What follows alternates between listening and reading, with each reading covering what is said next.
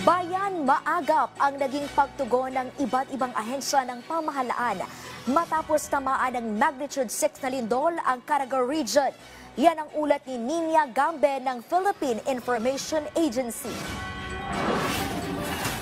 Isang malakas na lindol ang muling yumanig sa malaking bahagi ng Caraga Region kahapon na nagdulot ng pangamba sa mga residente ng iba't ibang probinsya sa rehiyon. Ayon sa PHIVOLCS, tumama ang lindol na may magnitude 6.0 sa General Luna, Siargao Island sa probinsya ng Surigao del Norte. Tectonic ang pinagmulan ng pagyanig at may lalim na 28 kilometro. Agad namang naglabas ng abiso si Surigao del Norte Governor Robert Lyndon Borbers hinggil sa lokalisadong pagpapatupad ng suspensyon ng trabaho at klase sa lahat ng pampubliko at pribadong paaralan sa buong lalawigan. Itinaas sa Blue Alert status ang Provincial Emergency Operations Center para matiyak ang koordinadong pagtugon ng mga ahensya ng pamahalaan at ang kaligtasan ng publiko. Inatasan din ni Governor Borbers ang lahat ng City at Municipal Disaster Risk Reduction and Management Council na i-activate ang kanilang mga Emergency Operations Center at manatiling alerto lalo na sa posibilidad ng mga aftershocks. Samantala, bilang maagap na pagtugon, isinagawa ng Department of Social Welfare and Development Field Office Caraga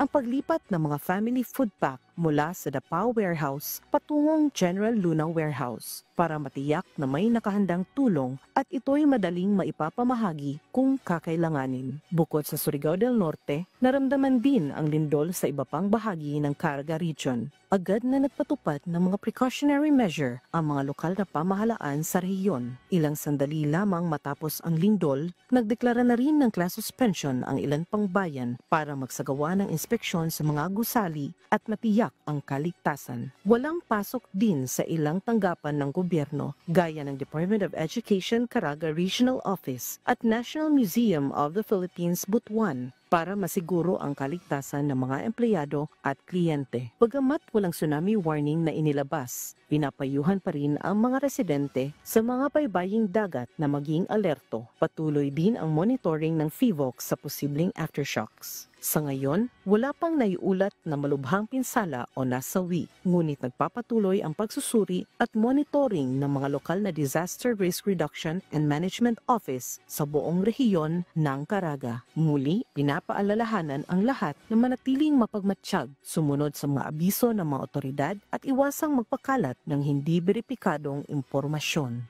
Mula sa Caraga Region, para sa Integrated State Media, ako si Nina Gambe ng Philippine Information Agency.